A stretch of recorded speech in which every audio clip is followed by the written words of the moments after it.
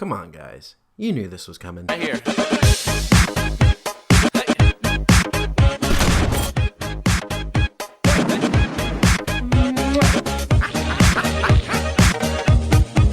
Let's go.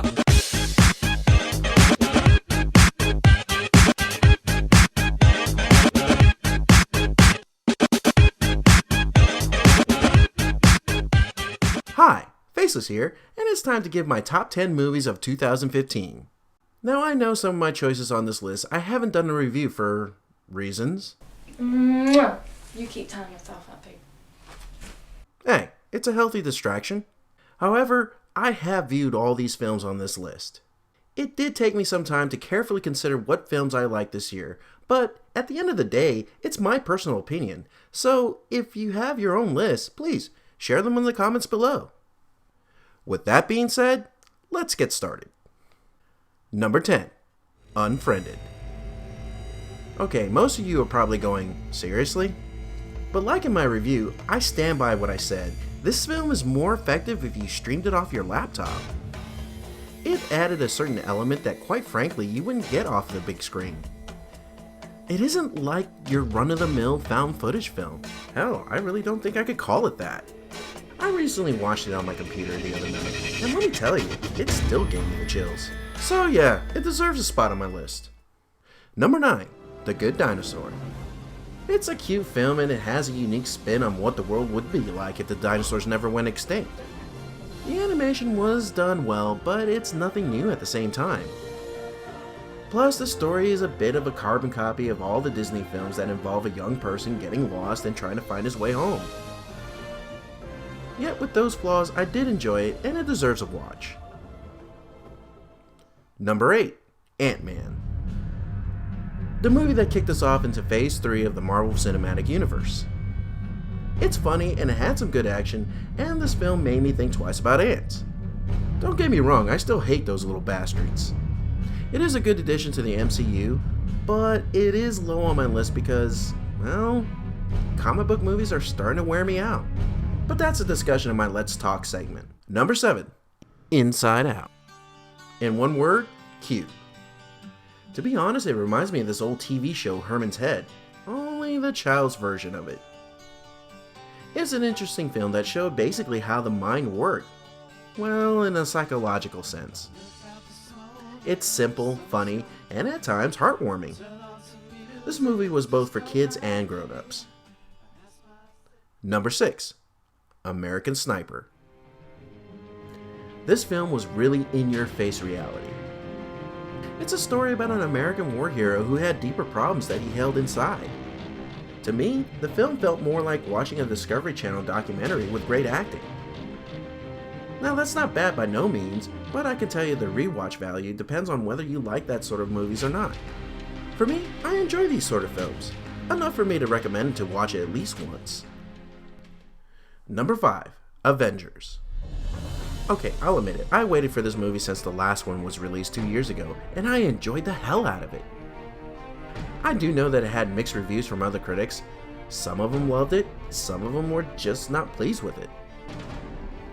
Admittedly though, it wasn't as good as the first one, and it did feel like a filler episode or movie to this huge continuity that MCU is, but it's still a good ride and fun to watch. Number 4, Jurassic World.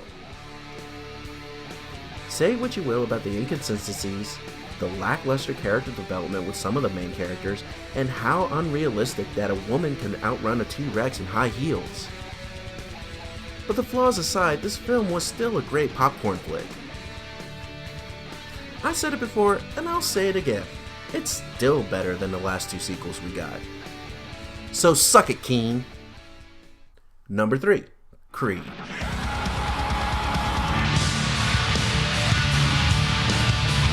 No, not the band, damn it. There have been 3 movies in my time that have brought me to tears, and this is one of them. Not sad tears, but happy, joyful tears, because they took the spirit of what made the Rocky movies great and put it in this film. And I can't tell you that it's a spin-off or a sequel because, by its own right, it's its own movie. That happens to take place in the Rocky universe. Number 2, Star Wars: The Force Awakens. Really? Really? RJ, I saw that. Okay, let me explain myself. I love Star Wars. I'm a big fan of the franchise from the very beginning. The film was awesome, and I would actually spend money to see it a few more times in the theater. I mean, what can I say about this film that hasn't been said already? Okay, yes, there are a couple of frustrations of mine with the film, mostly with the music score and things that were kind of left open. But again, it's the start of a new trilogy, and I'm just nitpicking. So what film beat Star Wars? Number 1, The Martian. What? The reason I put this film at the top of my list is that it's not only a science fiction movie, but it's damn good science fiction.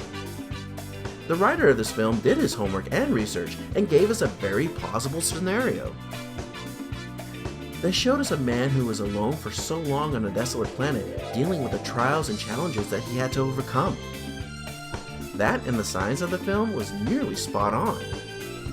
The human drama, the race to get him back home, everything was played out superbly. Sure, it's another film where we yet again have to save Matt Damon, but hey, you can't deny that this was a great film. So there it is, folks, my top 10 films of 2015. I know some of you probably don't agree with my list, but I have to remind you that this is purely my opinion. If you have your own ideas of what should be the top 10, please share them in the comments below. Why are you guys looking at me that way? Number 2, huh? Yeah. This is Faceless. And I'm getting the hell out of here. Get back here, you filthy bastard. Right here.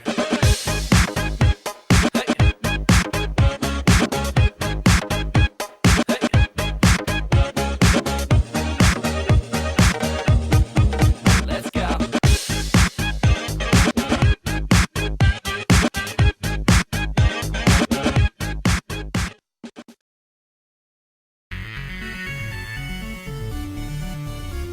Peanut butter disaster.